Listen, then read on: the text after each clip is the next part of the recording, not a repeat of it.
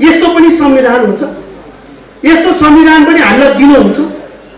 नेपाली जनतालाई यसरी बेवकुफ बनाउनुहुन्छ? हामीले प्रचण्ड, बाबुराम शेरबहादुर र माधव नेपाल केपी ओलीहरूको के बिगारेका थियौँ? हामीले के बिगारेका थियौँ उनीहरूलाई? र उनीहरूले हाम्रो देशका विरुद्ध यति धेरै ठुलो घात गरे। जीवनको हरेक विधामा असफल भएकाहरूलाई हामीले देश सफल बनाउने जिम्मा दिया होइन। नेपाली तपोभूमिको हतियार त्रिशूललाई साक्षी राखेर यो पार्टी र यो पार्टीको नेतृत्वले नेपाली जनता र नेपाललाई कहिले पनि धोका दिने छैन।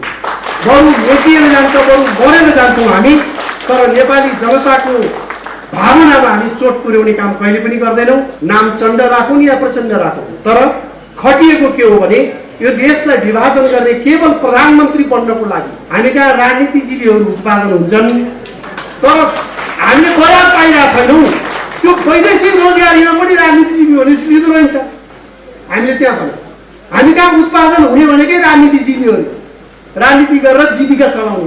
हामीले देशलाई सफल बनाउँछन् भनेर पर्खेका मान्छेहरू के हुन् त भनेपछि पढ्न नसकेकाहरू, पढ्न नखोजेकाहरू, पढ्न अल्छी लागेकाहरू, तर केही न केही गर्नु पर्यो भन्ठान्ने मनमा चाहिँ भइराखेकाहरू। त्यसपछि अब व्यवसाय गर्नु पर्यो भएर चाहिँ खोज्दाखेरिमा बैङ्कले नपत्याएको, ऋण पनि नपत्याएको, यसले गरी खाँदैन भन्ठानेकाहरू। अनि समाजमा गाउँघरमा साथीभाइहरूबाट लोन लिनु खोज्दा पनि यसले तिर्ने होइन, यसलाई कसरी विश्वास गर्नु र ऋण दिनु भएर नपत्याएकाहरू। काङ्ग्रेस बन्यौँ, कम्युनिस्ट बन्यौँ, पञ्च बन्यौँ, के बन्यौँ, तर जो नेपाली बन्न चाहन्छ त्यसको पार्टी चाहिँ एकीकृत शक्ति नेपाल हो। हामी सच्चा नेपालीको प्रतिनिधित्व गरेर आएका छौँ। राजनीतिमा पनि के छ भन्दा ठिकै छ भन्ने तरिकाले गइरहेका छ। ठिक छैन, अब ठिक छैन। तपाईँहरूलाई समर्थन गर्न सकिँदैन। तपाईँहरूबाट न यो देश जोगिने भयो, न हामी जोगिने भयो, न हाम्रो भविष्य जोगिने भयो। अब तपाईँहरूको साथमा हामी रहँदैनौँ भन्ने आँट पनि नगर्ने। हामीले अब आफ्नो घरको हिसाब किताब, आफ्नो साथी मित्र दुश्मन को हो सबै डायरीमा लेखिदिएर छोरा छोरीलाई जिम्मा लगाएर त्यसपछि हामी यो राजनीतिक पार्टी खोलेर आएका छौँ। कतिपय साथीहरूलाई अहिले पनि भ्रम छ, युट्युबमा गएर अन्तर्वार्ता दिएपछि मैले ठोक्ने अब के नहुन्छ, त्यो होइन, केही नै हुँदैन। उहाँहरूलाई गैराको छाला जस्तो भएको छ। माइती घरमा उफ्रेपछि के नहुन्छ भन्ने भ्रम छ, केही हुँदैन। माइती घरमा ससुराली घरमा उफ्रेर केही पनि हुँदैन। पार्टीहरूको भिडमा अर्को पार्टी थपियो, आम नेपालीले गर्ने टिप्पणी यस्तै हुनसक्छ। अब यिनीहरूले के गर्दा रहेछन् हेरौँ न भएर भन्ने, त्यसपछि त्यस्तो भनाइ अब हुनसक्छ। यिनीहरूको काम र व्यवहार हेर्दा त्यसपछि हामीले निर्णय गर्छौँ भन्छौँ। जनतामा के छ भने भनाइ, काङ्ग्रेस, कम्युनिस्ट, पञ्च र मधेसी पार्टीहरूले देशको लागि केही पनि गर्न सकेनन्। केही गरे भनेदेखि विकृति भित्र्याए, हाम्रो बिचको एकता तोडे, हाम्रो सार्वभौम सत्ता कमजोर बनाए, हाम्रा रोजगारीहरूको व्यवस्थापन हुन सकेन, देशको आर्थिक विकास पनि गर्न सकेनन्, आपसमा लडाइँ झगडा गरेर मात्रै बसे। त्यसकारणले काङ्ग्रेस कम्युनिस्टहरूले बेठिक गरिराखेका छन् भनेर आम जनताले भन्छन्। जब नयाँ कुनै शक्ति आउँछ, जब देशको लागि इमान्दारीपूर्वक केही गर्ने भनेर शक्ति आउँछ, उसलाई चाहिँ हेरेर बस्ने अनि भोट चाहिँ फेरि त्यही नगर्नेहरूलाई, विकृति भित्र्याउनेहरूलाई हाल्ने जस्तो कुरा गरेर बसेका छन्। यदि नेपाली जनताले साँच्चै विकल्प खोजेको हो भने, यदि नेपाली जनताले अहिले भएका राजनीतिक दल, राजनीतिक शक्ति, राजनीतिक नेतृत्व, अहिलेको नीति, अहिलेको संविधान र व्यवस्थाबाट यो मुलुकको कल्याण हुन सक्दैन भन्ने ठहर साँच्चै नेपाली जनताले गरेको हो भने हामी त्यसको विकल्प बनेर आएका छौँ। हामी इमानदारीका साथ राष्ट्रको लागि त्यही गर्ने अठोट गरेर आएका छौँ। यहाँहरूमध्ये धेरैलाई थाहा छ, अहिले भर्खर हाम्रो वरिष्ठ उपाध्यक्षज्यूले पनि भन्नुभएको छ, हामीले भद्रकाली माताको मन्दिरमा गएर शपथ खायौँ। शपथ खाँदा कतिले आलोचना पनि गरे, हामीले रगत चढाएर शपथ खायौँ। रगत किन अर्पण गर्यौँ भने हाम्रो बाँकी जिन्दगी राष्ट्रको नाममा हामी समर्पण गर्छौँ, जे गर्छौँ राष्ट्रको लागि इमानदारीपूर्वक गर्छौँ, त्यसको लागि हामीले एउटा प्रतिबद्धता दैवी शक्तिको अगाडि उभिएर हामीले कसम खाएका छौँ। हामीले खोजेको कुरा केही ठुलो कुरा खोजेका छैन। काङ्ग्रेस र कम्युनिस्टले गान्धी र मार्क्सका लेनिनका माओ सेतुङका फोटो झुन्ड्याएर बडा अर्कै पृथ्वी बनाउने हो कि जस्तो गरेर त्यस्ता ठुला कुरा हामी गर्दैनौँ। हामीले गर्न खोजेका कुरा के छ भने सामान्य कुरा छ।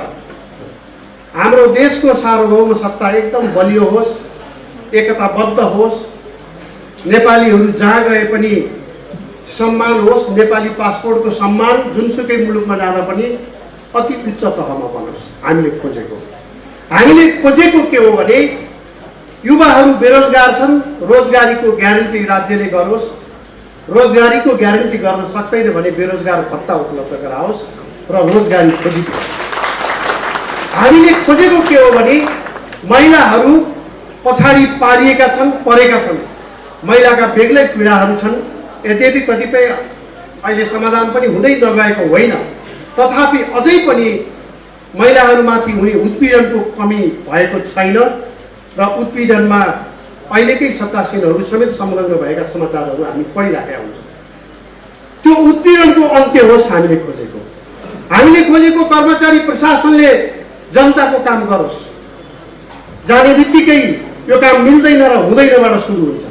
कमसेकम हामीले खोजेको कुरा के हो भने नेपाली जनता जोसुकै होस्, कुनै सोच नभएको मानिस होस्, कर्मचारी प्रशासनमा काम लिएर जाँदा हजुर कति कामले आउनुभयो, म के सेवा गरौँ, यो काम म आजै गरेर पठाइदिन्छु, अहिले गरेर पठाइदिन्छु भन्ने कर्मचारी प्रशासन खोजेका हामीले खोजेको हाम्रो भान्सामा पाक्ने खानेकुरा सस्तो होस्, सुलभ होस्, गुणस्तरीय होस्, हाम्रो घर बस्न लायक होस्, जाडोमा न्यानो होस्, गर्मीमा शीतल आउने खालको बनाउन सक्ने त्यस्तो एउटा सहज सुलभ घर होस् हामीले खोजेको।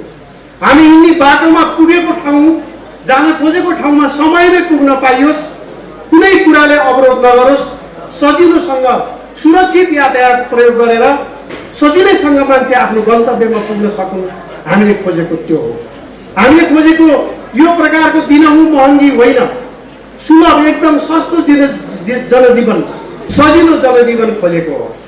र हामीले खेलाडीहरू जसले नेपालको नाम राख्छन्, अन्तर्राष्ट्रिय क्षेत्रमा देशभित्रै पनि एउटा प्रतिष्ठा राख्छन्, उहाँहरूको लागि विशेष भत्ताको व्यवस्था होस्, मासिक भत्ताको व्यवस्था होस्। जब राष्ट्रको नाम राख्ने आफ्नो जीवनै समर्पण गर्नु भएको छ भने खेलाडीहरूको लागि महिनावारी भत्ताको व्यवस्था होस् भन्ने हामीले खोजेका छौँ। हामीले किसानहरू जसले सिर्जना गर्छन्, उत्पादन गर्छन्, किसानहरूको सम्मानित जीवन होस्, उहाँहरूलाई ऋण पनि बिना ब्याज ऋण उपलब्ध गराइयोस्। अहिले पनि ऋणको कुरा छ, तर अहिले पार्टीका कार्यकर्ताहरूले, पार्टीका नेताहरूले किसानको नाममा ऋण लिएर आफै खाने चलन छ।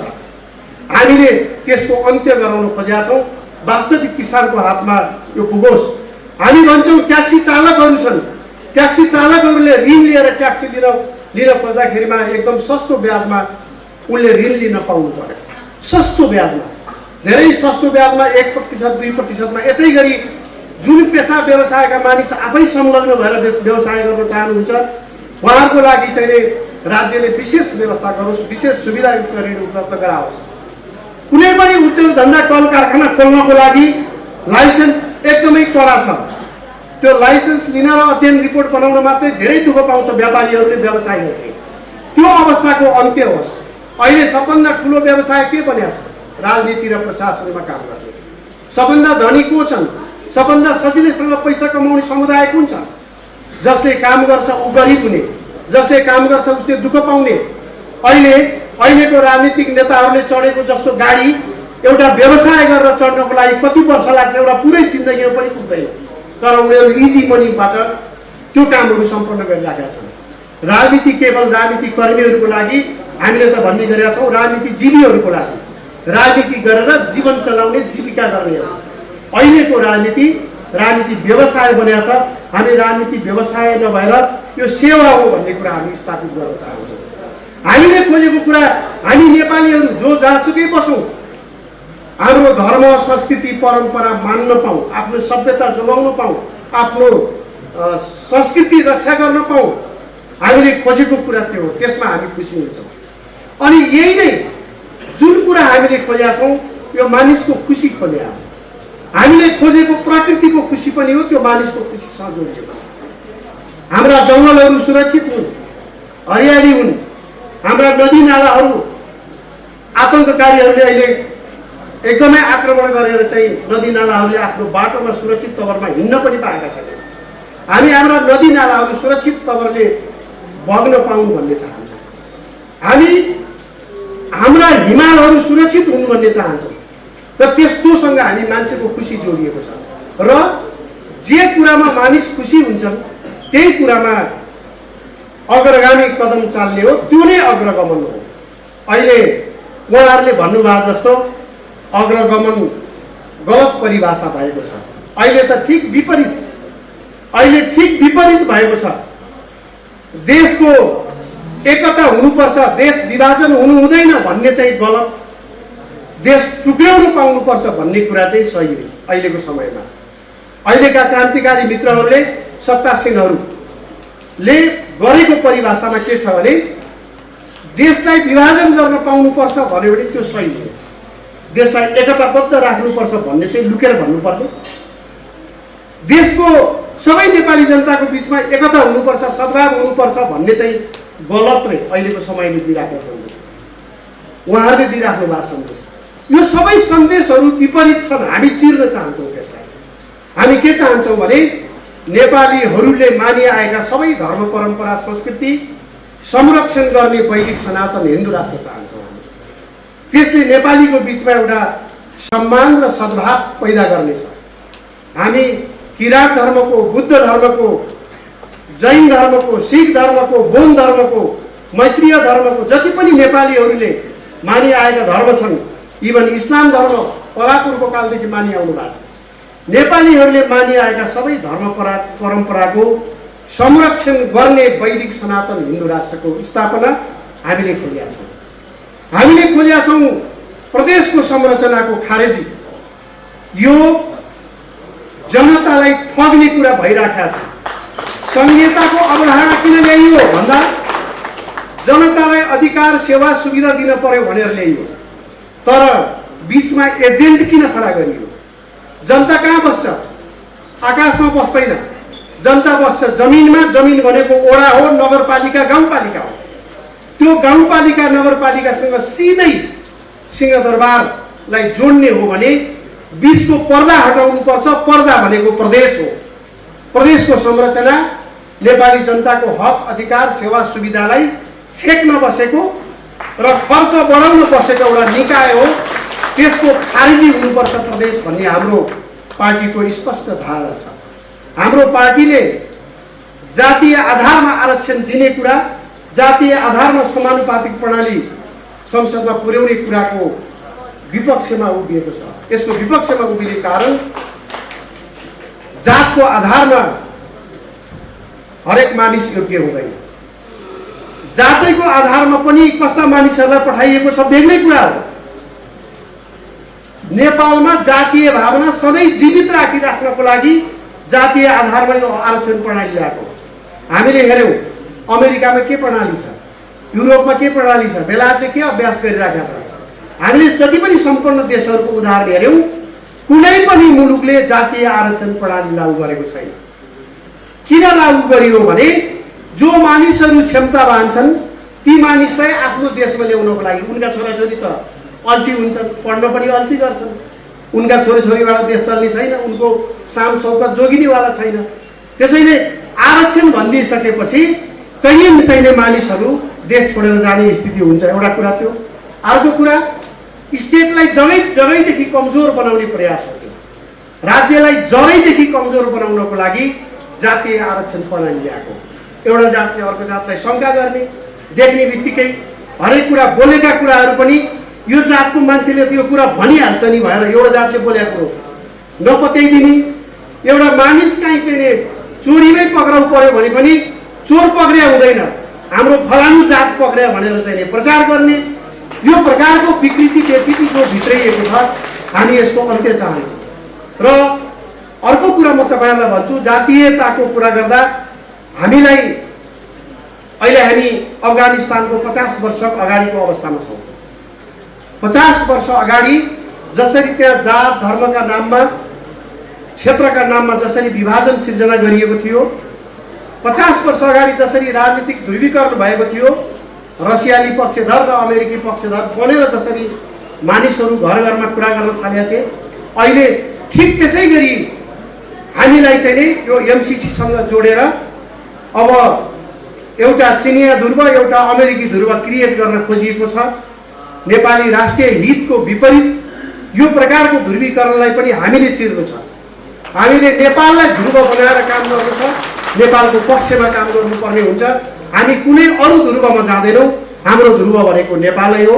सगरमाथालाई ध्रुव बनाएर हामीले हाम्रै हितमा काम गर्नुपर्ने छ। अब आयो कुरा के छ भने, हामी त आयौँ, तर जनताको बीचमा हामीलाई कसरी लिइन्छ, कसरी हेरिन्छ भन्ने कुरा छ।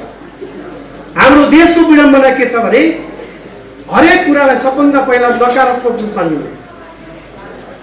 कोही मानिसले केही राम्रो काम गर्न खोज्यो भने त्यो अस्ति भर्खरसम्म अन्डर हामी त्यो विवरण दिन्छौँ। यदि संशोधन गर्न उहाँहरूलाई अल्छी लाग्छ भने हामी संविधान र तपाईहरुलाई विस्थापित गर्नको लागि तयार छौँ। हामी त्यसको पनि अगुवाई गर्छौँ।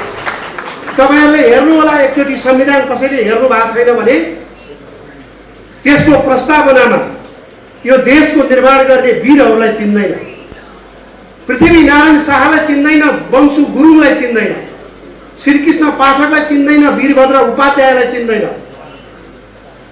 र यो देश बनाउनको लागि जसले रगत बगाए उनीहरूलाई चिन्दैन यो संविधानले। तर बहुराष्ट्रिय राज्य बनाउन भएर अहिले तराईमा खटिएका मान्छेहरूलाई प्रधानमन्त्री बनाउन, देशलाई जातीय राज्यमा विभाजन गर्नको लागि खटिएका मानिसहरू, नाम चण्ड राखौँ या प्रचण्ड राखौँ, तर खटिएको के हो भने यो देशलाई विभाजन गर्ने केवल प्रधानमन्त्री बन्नको लागि यस्ता देश विरोधी एजेन्डाहरू बोकेर आउनेहरूलाई साथ दिने मानिसहरूलाई स्मरण गर्दै लेखिएको संविधान।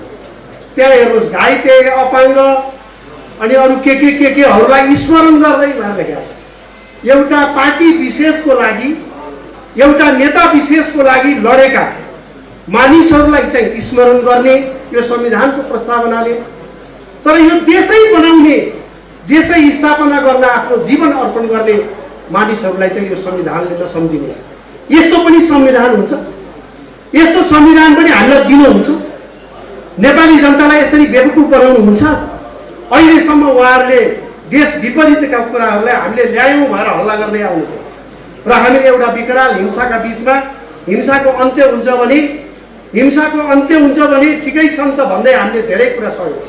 तर अब सहने अवस्था छैन। किन सहने अवस्था छैन भने यो बीचको अभ्यासमा हामीले हेऱ्यौँ, उहाँहरूले यो देशलाई, यो देशको सार्वभौम सत्ता बलियो बनाउने काम गर्नुभयो कि, राष्ट्रिय एकता बलियो बनाउने काम गर्नुभयो कि, नेपाली जनताको सद्भाव र सुख बढाउने काम गर्नुभयो कि, यो बीचमा बजार भाउ घट्ने व्यवहार गर्नुभयो कि, उद्योग धन्दा कल कारखाना पहिलेभन्दा बढाउनु भयो कि, पहिलेभन्दा शान्ति सुरक्षा राम्रो गर्नुभयो कि, पहिलेभन्दा अपराध न्यून गर्नुभयो कि, पहिलेको भन्दा यो वैदेशिक रोजगारीमा जानेहरूलाई घटाएर स्वदेशमै रोजगारी सिर्जना गर्नुभयो कि, पहिलेको भन्दा कुन चाहिँ क्षेत्र छ जुन चाहिँ राम्रो हो अहिले 15 वर्षदेखि र यदि प्रजातन्त्र स्थापना भएको बेलादेखिको जोड्ने हो भने 2046 सालदेखि यताको 30 वर्ष 32 वर्षभित्रको हामीले हेऱ्यौँ भने यिनै अनुहार हुन्। 30 वर्षदेखि हामीले उहाँहरूको अभ्यास हेर्दा परिणामले के बतायो भने देश विपरीत दिशामा गएको छ। देश अग्रगमनतर्फ गएको छैन, देश प्रतिगमनतर्फ गएको छ। तर प्रचार हल्ला चाहिँ नि हामी अग्रगामी, उहाँहरू चाहिँ अग्रगामी भएर प्रचार गरिराख्नु भएको छ। ठिक विपरीत जनतालाई भुलैयामा राखिएको छ। वास्तवमा जनताले एकपटक सोच्नुपर्छ, हामीले आह्वान गरौँ, आग्रह गरौँ, यो मनमा जे लागिराखेको छ त्यो कुरा पनि सत्य नबोलिदिएर पनि समस्या राख्यो। नेपाली जनताको हाम्रो कस्तो संस्कार रहेछ भने आराम हुनुहुन्छ भन्यो भने हस्पिटल गइरहेको मान्छेले पनि आराम छु भन्दिने। अनि कस्तो छ हालखबर ठिकै छ भने ठिक छ भन्दिने, ठिकै हुँदैन। यस्तो खालको फर्मालिटीको कुरा राजनीतिमा पनि आइदियो। राजनीतिमा पनि के छ भन्दा ठिकै छ भन्ने तरिकाले गइरहेको छ। ठिक छैन, अब ठिक छैन। तपाईहरुलाई समर्थन गर्न सकिँदैन। तपाईहरुबाट न यो देश जोगिने भयो, न हामी जोगिने भयो, न हाम्रो भविष्य जोगिने भयो। अब तपाईहरुको साथमा हामी रहँदैनौँ भन्ने आँट पनि नगर्ने। यो मुटुमा लागिराखेको छ कि उहाँहरू गलत मानिसहरू हो, गलत नीति हो, गलत व्यवहार हो भएर तै पनि भन्न नसक्ने। त्यसैले म आजैको दिन, यो पवित्र दिन एउटा आग्रह गर्न चाहन्छु आम नेपाली दाजुभाइ दिदीबहिनीहरूलाई, अब सत्य बोलौँ, अब औपचारिकताका कुरा छोडौँ, अब गुमराहमा पर्ने कुरा छोडौँ, अब एक थाल मासु भातमा भोट बेच्ने कुरा छोडौँ, 5 लिटर तेलमा भोट बेच्ने कुरा छोडौँ। अब कमसे कम देशको पक्षमा उभियौँ। देशको पक्षमा उभिने भन्यो के हो भने अघि हामीले भन्यौँ हाम्रो मुलुक धर्म सापेक्ष राष्ट्र हुनु पर्यो, हाम्रो मुलुक जातीय सद्भाव सहितको मुलुक हुनु पर्यो, जातीय एकता पुनर्स्थापित हुनु पर्यो, हाम्रो मुलुक भ्रष्टाचार शून्य मुलुक हुनु पर्यो। अहिले राष्ट्रियताको मामिलामा तपाईहरु ख्याल गर्नु होला, हरेक कोणबाट आक्रमण भएको छ, हरेक कोणबाट। शत्रु पक्ष यति सशक्त छ, यति सूक्ष्म तरिकाले हेर्छ, नेपाली चिराउने, नेपाल चिराउने जम्मै कुरा मेट्ने प्रयास 63 सालदेखि भयो। नेपालको नामै फेर्ने कुरा पनि आयो। त्यसको प्रतिरोध हामीले गर्यौं, त्यसको प्रतिवाद हामीले गर्यौं। नेपालको झण्डा फेर्ने कुरा पनि ल्याए, त्यसको पनि हामीले प्रतिवाद गर्यौं। नेपालले चलिआएको नेपाल सम्मत विक्रम सम्मत, नेपाल सम्मतमै त हात हालिहालेन, विक्रम सम्मत पनि फेरेर इस्वी सम्मत चलाउनु पर्छ भने त्यो पनि हामीले प्रतिवाद गर्यौं।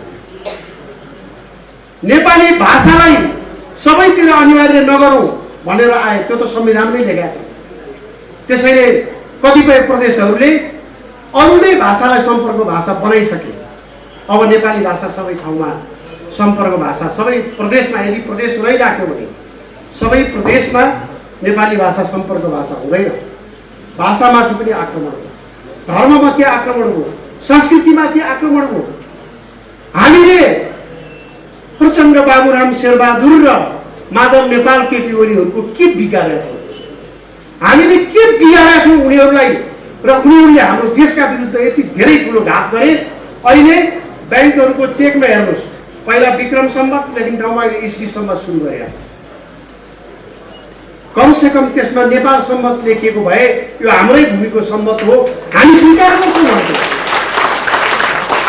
तर हामी भन्छौँ अहिले पनि विक्रम सम्मत र नेपाल सम्मत नै चलाउनु पर्छ भन्ने हाम्रो माग छ, मान्यता छ।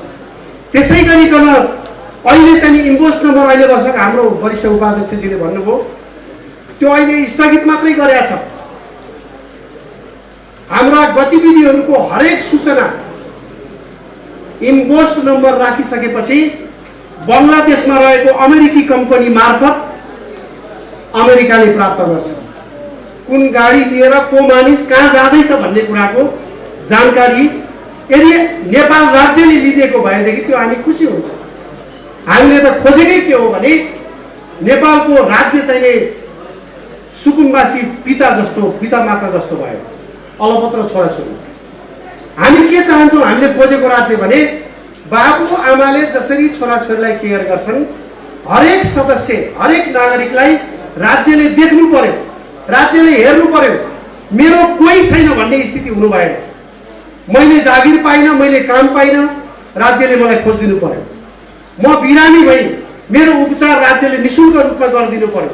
बुढेसकालमा मेरो के होला, छोरा नातिले नहेर्ने भए भनेर कुनै वृद्ध बाबुआमाले भन्नु नपरोस्। कुनै केटाकेटीले मेरा बाबुआमा चाहिँ भए रहेनन्, म अब कसरी जीवन बिताउने, मागेर खानुपर्ने भयो भन्ने स्थिति नहोस्। मेरो राज्य छ, राज्यले मलाई हरेक अंशमा हेरिराखेको छ। मेरो सुख दुःख राज्यले बुझ्छ भनेर एउटा नागरिकसँग सिधै सरकार राख्ने राज्यको हाम्रो पार्टीले परिकल्पना गरेका छ। त्यसैले यदि इन्भोइस नम्बर यो राज्यले हरेक नागरिकको गतिविधि हेर्न खोजेको थियो भने, हरेक नागरिकमाथि निगरानी राख्न खोजेको थियो भने हामी यो नम्बरलाई हामी स्वागत गर्न सक्थ्यौँ। तर विदेशीले हामीमाथि राख्ने निगरानी मुर्दाबाद, हामी त्यो निगरानी चाहँदैनौँ। यो बीचमा यो देशभित्र तपाईहरुले हेर्दाखेरि मात्रै यो टेलिभिजनमा हेर्नुहुन्छ, आज माधव नेपालजीले यसो गर्नुभयो, फलानु प्रसादले यसो गर्नुभयो, फलानु बहादुरले यसो गर्नुभयो। वास्तवमा उहाँहरू पुतली मात्रै हो, डमी। पछाडिपट्टि हुन्छ नि एउटा खेलमा पछाडिपट्टि धागोले तानेर अगाडि बढाउने, पछाडि बढाउने पुतलीहरू हुन्छ नि। यसको भित्री कथा तपाईहरुलाई अहिले यहाँ यो समयमा भन्न सम्भव छैन। नेपाली जनतालाई किताब लेखेर पनि भन्नुपर्छ भएर एउटा किताब माघ महिनामा प्रकाशित हुँदैछ। हामीले वर्तमान राजनीतिक नेतृत्वले यहाँसम्म आउँदा कसरी कठपुतलीको भूमिका निर्वाह गरेका थियो भन्ने कुराको 25 वर्षदेखि हामीले अनुसन्धान गरिराखेका थियौँ। त्यो किताब आगामी माघमा प्रकाशित हुन्छ। शत्रु पक्षले अहिले नै यो घोषणा गर्दाखेरिमा मेरो सुरक्षा या हाम्रो सुरक्षाको कुरा आउला, तर हामीले राज्यको नाममा देशका लागि ज्यानै समर्पण गरेर आएका छौँ। हामीले तपाईहरुलाई भन्नु पर्दाखेरि हाम्रा पार्टीका अधिकांश सबै साथीहरूले एउटा अठोट गर्नु भएको छ, त्यसै लगत चढाएको होइन। हामीले अब आफ्नो घरको हिसाब किताब, आफ्नो साथी मित्र दुश्मन को हो सबै डायरीमा लेखिदिएर छोरा छोरीलाई जिम्मा लगाएर त्यसपछि हामी यो राजनीतिक पार्टी खोलेर आएका छौँ। हामी कुनै बाँचेर कुनै फलानु र चिलानु जस्तो अघि पछि गाडी हल्लाएर हिँड्ने, देशको सम्पत्ति स्वाहा बनाउने, विदेशमा बसेर रगत पसिना बगाएर कमाएको पैसा ल्याएर आफ्नो घर चलाउने त्यस्तो उद्देश्यको लागि हामीले राजनीति सुरु गरेका होइनौँ। अब हामी त यत्रो समयसम्म हामी के पर्खिरहेका थियौँ भने यो देश उहाँहरूले नै बनाइदिए पनि हुन्छ, कहिलेकाहीँ चाहिँ चोरले नै चाहिँ राम्रो काम गर्थ्यो, झ्यालढोका बनाइदियो भने पनि हामी स्वीकार गर्छौँ नि। हो, त्यसै गरी चोरै भए पनि आफ्नो घर बनाइदिन्छ, देश बनाइदिन्छ, बदमासै भए पनि भने ठिकै छ भनेर हामीले यत्रो 15 वर्षदेखि पर्खिबसेका थियौँ। अब हाम्रो पनि जिन्दगी जान लाग्यो। कसैले सुरु नगर्ने हो भने राम्रो कामको थालनी, कसैले पनि नगर्ने भएदेखि अनि कसले चाहिँ गर्ने त भन्ने प्रश्न उठ्छ। यसो हेरिन्छ, यतिका पार्टीहरू अहिले घोषणा गरेका छन् 10 लाख हामीले सदस्य पुर्यायौँ, अर्कोले घोषणा गरेका छ 10 लाख हामीले पनि पुर्यायौँ पार्टी सदस्य। तपाईहरुलाई म एउटा उदाहरण दिन्छु। 3 वर्ष अगाडि चाइनामा हाम्रो एउटा भिजिट थियो। अनि त्यो चाइनिज नेताहरूले भन्नुभयो, सुनाउनुभयो, हाम्रो देशमा हामी जलविद्युतमा यति आत्मनिर्भर यसरी भयौँ, हामी खाद्यान्नमा यसरी आत्मनिर्भर भएर हामी संसारलाई यति खाद्यान्न सप्लाई गर्छौँ, हामी कपडामा यसरी आत्मनिर्भर भयौँ, हामी मेसिनरी सामानमा यो औद्योगिक उत्पादनका कुरामा हामी यसरी चाहिँ हामी आत्मनिर्भर भएर संसारलाई हामी यति निकासी गरिराखेका छौँ आदि। उहाँहरूले आफ्नो प्रगतिको विवरण सबै सुनाएपछि आनन्दले सुनिराखेका थियो। अन्तिममा प्रश्न गर्ला भन्ने नि सोचिया थिएन। अन्तिममा त उहाँहरूले हामीलाई प्रश्न पो गर्नुभयो। हामी केही साथीहरू थियौँ, प्रश्न के गर्नुभयो भने तपाईहरु कहाँ चाहिँ के उत्पादन हुन्छ भनेर सोध्नुभयो। अब यस्तो जटिल प्रश्नको जवाब हामी कहाँ के उत्पादन हुन्छ भनेर दिन गाह्रो थियो। अनि हामीले अलिकता साथीहरूलाई रोक्यौँ, हामी कहाँ केही पनि हुँदैन भन्नु खोज्नु भएको थियो। विषयलाई मैले डाइभर्ट गर्न चाहेँ र भने हामी कहाँ राजनीतिजीवीहरू उत्पादन हुन्छन्, तर हामीले बजार पाइरहेको छैनौँ। त्यो वैदेशिक रोजगारीमा पनि राजनीतिजीवीहरू लिँदो रहेछ। हामीले त्यहाँ भन्यौँ हामी कहाँ उत्पादन हुने भनेकै राजनीतिजीवीहरू राजनीति गरेर जीविका चलाउनु। त्यसैले अब त्यो चाहिने वैदेशिक रोजगारीमा समेत नलिने खालका मान्छेलाई हामीले देश चलाउने जिम्मा दिएको छ। एउटा कुरा। अर्को कुरा, अहिलेको हामीलाई देश चलाउनेहरू, हामीले देशलाई सफल बनाउँछन् भनेर पर्खेका मान्छेहरू के हुन् त भनेपछि पढ्न नसकेकाहरू, पढ्न नखोजेकाहरू, पढ्न अल्छी लागेकाहरू, तर केही न केही गर्नु पर्यो भन्ठान्ने मनमा चाहिँ भइराखेकाहरू। त्यसपछि अब व्यवसाय गर्नु पर्यो भएर चाहिँ खोज्दाखेरिमा बैङ्कले नपत्याएको, ऋण पनि नपत्याएको, यसले गरी खाँदैन भन्ठानेकाहरू। अनि समाजमा गाउँघरमा साथीभाइहरूबाट लोन लिनु खोज्दा पनि यसले तिर्ने होइन, यसलाई कसरी विश्वास गर्नु र ऋण दिनु भएर नपत्याएकाहरू। जीवनको अनि जागिर खान जाँदाखेरि जागिरमा पनि त्यो जाँच दिँदाखेरि अन्तर्वार्तामा फेल भएकाहरू। जीवनको हरेक विधामा असफल भएकाहरूलाई हामीले देश सफल बनाउने जिम्मा दिया हो अहिले। अनि हामी नै के भन्छौँ भने सबै देश सफल बनाएको रे। जिन्दगीको सबै विधामा असफल भएको छ। चुनावमा भोट माग्दै भनेको छ अब मलाई एकपटक मौका दिनुहोस् भन्दै आउँदैन। अब एकपटक त मैले नि मौका पाउनु पर्यो नि हजुर भन्छ। अनि मौका खोज्नेलाई दिने हो भोट, मौका खोज्नेलाई दिने होइन, देश बनाउन खोज्नेलाई दिने, देशको जिम्मेवारी लिनेलाई भोट दिने। तर हामीले यहाँ चाहिँ जिन्दगीमा साह्रै दुःख पाइयो, 10 वर्ष जेल बसियो, यो कोट चाहिँ फलानुले 5 वर्ष अगाडि दिएको थियो, यो जुत्ता 3 वर्ष अगाडि फलानुले दिएर लाउँदैछु, यो सब थियो। जिन्दगीमा साह्रै दुःख पाइयो, एकचोटि मलाई मौका दिनुहोस् भनेर भोट माग्न आउने अनि हामी कुरुक्क भोट हाल्ने। यो परम्पराको अन्त्य हुनुपर्छ। त्यसैले हाम्रो पार्टीले आफ्नो विधामा चाहे व्यवसाय गरेर होस्, चाहे चाहिँ कृषिको काम गरेर होस्, कृषि व्यवसाय, चाहे खेलकुदको क्षेत्रबाट अगाडि आएको होस्, चाहे लेखनको क्षेत्रबाट होस्, चाहे प्राध्यापनको क्षेत्रबाट होस्, चाहे चिकित्साको क्षेत्रबाट होस्, जुनसुकै क्षेत्रमा होस्, अगाडि आएका मानिसहरू अहिले एकीकृत शक्ति नेपालको अहिले केन्द्रीय नेतृत्वमा भएका सबै मानिसहरूलाई हेर्नुभयो भने तपाईहरूले के पाउनुहुन्छ भने आफ्नो जीवनमा, आफ्नो क्षेत्रमा कुनै न कुनै रूपको सफलता प्राप्त गर्दै गएको या सफलता प्राप्त मानिसहरू मात्र हामी छौँ। र हामी यो मुलुकलाई पनि सफल बनाउन चाहन्छौँ, यसको अन्त्य गर्न चाहन्छौँ। अहिलेसम्मको जस्तो अवस्था हामीले बेहोरिराखेका छौँ, यो अवस्थाको अन्त्य गर्न चाहन्छौँ। र जे गर्छौँ यो माटोलाई, यो भूमिलाई मुटुमा राखेर गर्छौँ। मुटुमा जे राख्छौँ त्यही कुरा जनताको बिचमा हामी जान्छौँ। र हामी अरू सबै राजनीतिक दलहरू र दलको नेतृत्वभन्दा धेरै कुरामा भिन्न छौँ। हामीले ग्यारेन्टी गरेका छौँ, एउटा माग राख्छौँ। हाम्रो पार्टी सरकारमा आइसकेपछि गर्छ पनि। त्यो गर्ने काम के हो भने हामी शिक्षा निःशुल्क गर्छौँ। राज्यको ग्यारेन्टी हो आफ्नो नागरिकलाई शिक्षित राख्ने, आफ्नो नागरिकलाई स्वस्थ राख्ने। त्यसैले स्वास्थ्य र शिक्षा अनिवार्य रूपमा निःशुल्क गर्छ, राज्यले गर्नुपर्छ भन्ने छ। त्यो गर्ने तरिका हामीलाई थाहा छ। त्यो गर्ने तरिका अहिले नै यहाँहरू समक्ष मैले राखिनँ, त्यो एउटा रणनीतिक योजना हो। र हामी के चाहन्छौँ भने सुरक्षा र न्याय पनि निःशुल्क हुनुपर्छ भन्ने चाहन्छौँ। अहिले वकिल राख्ने पैसा नभएर मानिसले अन्याय सहेर बस्नु परेको छ। हामी त्यो अवस्थाको पनि अन्त्य गर्न चाहन्छौँ। कुनै नेपालीले म फलानुबाट असुरक्षित भई भन्दा पुलिस घरमै पुगेर सुरक्षा दिने, अहिले बेकामका मानिसहरूलाई, अपराधीहरूलाई 100 जनाको जत्था राखिदिएको छ सुरक्षा दिने भनेर। तर जनताले मैले सुरक्षा चाहियो भन्दा प्रहरी कार्यालयभित्र छिर्न पनि नदिने अवस्था छ। हामी त्यो अवस्थाको अन्त्य गर्छौँ। हरेक नागरिकको सुरक्षा, न्याय, शिक्षा र स्वास्थ्य अनिवार्य रूपमा हामी निःशुल्क गराउन चाहन्छौँ। हामीसँग त्यसको कार्ययोजना छ र त्यो कार्ययोजना हामी निश्चित समयमा कार्यान्वयन गर्छौँ।